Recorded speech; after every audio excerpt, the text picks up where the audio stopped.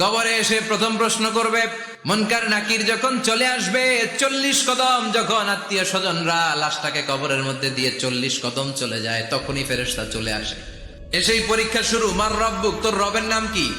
আমরা বলবো রব্বি আল্লাহ। দ্বিতীয় প্রশ্ন, ওমা দীনুক, তোমার ধর্মের নাম কি? আমরা কি বলবো? তৃতীয় প্রশ্ন, বিশ্বনবীর চেহারা দেখিয়ে বলা হবে, আতারিফু হাদার রাজুল, এই লোকটারে চিনো নাকি? আমরা বলবো চিনি, আমাদের প্রাণের নবী। সব প্রশ্নের উত্তর তুমি পেরেছো। ফায়ুফসাহু লাহু কবরুহু 70 যিরান, আপনার কবরটারে 70 হাত লম্বা করে দেয়া হবে। ওয়ায়ুফতাহু লাহু বাবুন ইলাল জান্নাহ, আপনার কবর থেকে জান্নাতের দিকে দরজা খুলে দেয়া হবে। ওয়ায়ুলবাসু মিন লিবাসি আহলিল জান্নাহ, জান্নাতের 2টা রেশমি কাপড়ের পোশাক এনে আপনারে পরিয়ে দেয়া হবে। আর বলা হবে, নাম কানাউমিল আরুস, ঘুমাও। তোমাকে লম্বা সময় পাড়ি দিতে হবে, ঘুমাও। কানাউমিল আরুস, যেমনি